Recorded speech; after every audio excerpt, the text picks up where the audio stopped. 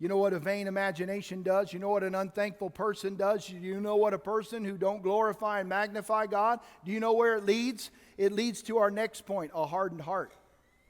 In Mark 6:52, we're going to get to it. For they had not understood about the loaves because their heart was hardened. It's talking about the loaves and fishes. See, their heart was hardened. They could not believe in the miraculous. Jesus died on the cross and rose again. That's a metaphor. That's not real. No. That kind of nonsense is a hardened heart. He had to physically die, and he had to rise again. That's not a metaphor for something. Noah's Ark wasn't just some metaphor to make us think about how we live. It actually happened. Saturday morning, it had rained out here about 6 o'clock, and we had a double rainbow. Andrew sent me a picture of it. And you know what it reminded me? I felt like God had to extra remind us that, no, I'm not going to flood you all again. That's what the rainbow is for, remember? I'll never flood the earth again. Like he had to put two up. It's like, y'all really deserve it, but I'm still really not going to do it. I mean, that's what I thought when I saw that picture. See, God is a good God. And we got to see God in every aspect of life as good. See, Romans 1:21 ends with, they knew God, they did not glorify Him as God, they were not thankful, they had vain imaginations, or they were not fruitful in their thoughts, and their foolish hearts became darkened. Notice that, their foolish heart, their naivete. They're believing what they want to believe. They're picking and choosing what they want out of the Bible. That is a foolish heart. You want to darken and harden your heart to God? Just start picking the things you like about Him and turning off the things you don't. Well, I don't believe that. I don't think that's it. I don't like that. I don't agree with that. That's not a loving example. Oh, so what's love now? You get to decide what love looks like? You don't get to pick and choose. You got to take all that God is, and you got to start filling your mind with that fact that He is all good, and that even the things we don't like about Him are still good. Do you know, I really like ice cream, but it is not good for me, but it's good. Now, we all understand that, right? That's exactly how people want to treat God. Oh, He's good, but it's not good for me. I can't be that person. I don't like who it makes me become. Oh, you don't like becoming who God created you to be. Well, people won't like me then. Oh, so what people like or don't like about you is greater than what God likes or doesn't like about you. No, I'm not saying that. That's exactly what you're saying. You've just reasoned out all the bad parts so you can do it. Well, she never loved me anyway. She treated me awful. I deserve it. I owe this to myself. Those are all justifiable excuses, and they're all wrong. You made a commitment to your wife to love her in good times and bad, in health and in sickness. I don't care. You're probably right. She could be all those things. They're not permissions to give up, to quit, to cheat, to lie, to steal, to walk away. All of those things about your wife or your spouse that you don't like, those are all the areas you ought to go to the Lord and say, show me how to be that person for them. Because I committed myself to this person. Now, they may walk away, and you do have certain grounds for divorce, but I'm not going to go looking for the ground so I can get out of it. Come on. Oh, I'm preaching better than y'all are listening today. I'm telling you what, we will all find reasons for sin in our life.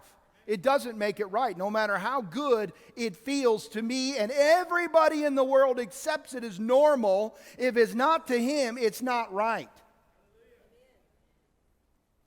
Romans 1:28 through verse 32. And even as they did not like to retain God in their knowledge, God gave them over to debased minds, worthless minds. That's what debased means.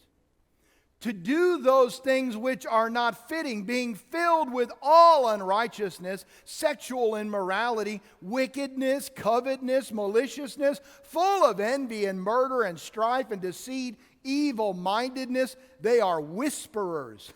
Don't we have a lot of people that love to in everybody's ear? Verse 30, backbiters, haters of God, violent, proud, boasters, inventors of evil things, disobedient to parents, undiscerning, untrustworthy, unloving, unforgiving, unmerciful. Did you notice that? They threw in your kid in the middle of all this. That's not fair. It is to God. God's your little brat, that unforgiveness, that not obeying parents. That's not normal. Well, you know, they're just teenagers. No, they're disobedient to parents. It's just as awful as everything else we're reading. Yes, mother, that's what God is saying. The kid needs to obey his parent. Not come up with your reasons why. The corner. It's just who they are. We're letting them express themselves. They're becoming disobedient parents. They're in an awful group of people. Now listen, don't stop looking at me. I'm reading it from the Bible, okay? Get mad at God. But it's still true. There is no room for disobedience in your children. God is lumping it in with some very awful things. Who, knowing the righteous judgment of God, did you see this? All these people who know the righteous judgment of God, that those who practice such things are deserving of death, not only do the same, but also approve of those who practice them. They know better, they know the consequence, and they still practice it. That's a pretty large segment of our society right there. It's because we have let our imaginations become vain. By not glorifying, by not magnifying, by not being thankful of God every day of our life. Ephesians 4:17 says it this way, therefore, and testifying in the Lord, you should no longer walk as the rest of the Gentiles walk, in the futility of their mind, having their understanding darkened, being alienated from the life of God because of their ignorance that is in them, because of the blindness of their heart. Their heart. They blinded their own heart, and they are walking in that darkness. And then we start using their walk as our measuring stick. Don't do it, God is saying. Don't find yourself measuring and testing your life against those who are choosing to live in darkness and in ignorance and a blinded heart. I hate that we have so many young people in this world today being blinded in their heart to the love and the glory and the power and the majesty of God, because it goes against what society says is acceptable and normal and okay. And we as mom and dads have to be able to clearly discern the difference to our children. Quit waiting on the youth group to do it. You do it. What are you teaching your kids about all these things the world says is normal? Acceptable. I don't want my child's heart to be blinded. This is a description of the majority of our culture today. Isaiah says they call good evil and evil good.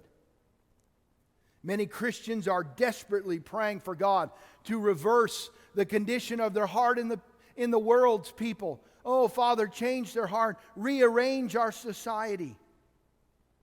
How about we look at our own heart before we pray for the world's heart? How much of their life measures our life? How much of the world's standards are our standards? Now, I am not saying go buy some property, put up barbed wire, and put signs up about how everyone's going to hell. I'm talking about living in this world, as the Bible calls us, aliens, strangers in a strange land. We should look different than the world. We should be unashamed because we know why Our standard is defined by a God we glorify and magnify and am thankful for. Our imaginations are not filled with vain ideas of the world's ways, but they are filled with the goodness of God, the power of God, His love and mercy. The Word of God has created the image of God in my mind. See, it's all interrelated. We have to go back to the beginning. If we want to fix a hardened heart, it doesn't start with a prayer meeting. It starts with a worship service. It starts with glorifying and worshiping and magnifying God. You want to have a revival? Start with some worship in you on a Tuesday afternoon when you want to murder your boss. Instead, you go and worship God and magnify Him that you are my source, that your love is poured out in my heart, that I am a merciful Son who is filled with grace and compassion. I got to go back to magnifying God for His goodness, and then I've got to become a thankful person for who He is. It leads to a positive imagination. It'll turn that hardened heart soft. It'll return that heart back to a belief and an ability to perceive a spiritual truth that you, as Jesus said, they could not understand the spiritual behind the loaves and fishes because their heart was hardened. And why the Bible is so hard to understand and so you are so unable to live and to walk in is because your heart needs to be softened again to the God who is worthy of glory and of gratitude and thanksgiving, a God who you love and worship, a God who you want to magnify. Your mind and imagination don't see Him as the enemy and as the problem and as He needs to come into the 21st century. That's a God of the old. No. That's your vain imagination trying to change a God who is unchangeable. Ain't got nothing to do with the 50s. It has to do with what you want God to accept that He won't accept. Your heart's going to get hard with that kind of thinking.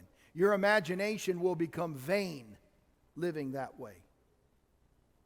Hey, thanks for watching. Make sure you click like and subscribe to this channel so you can catch all our videos and live streams. Hey, why don't you share one of these videos with your friends? And remember, you can catch me live every Sunday morning and Wednesday evening. Thanks for watching. This is our finest hour to set men free.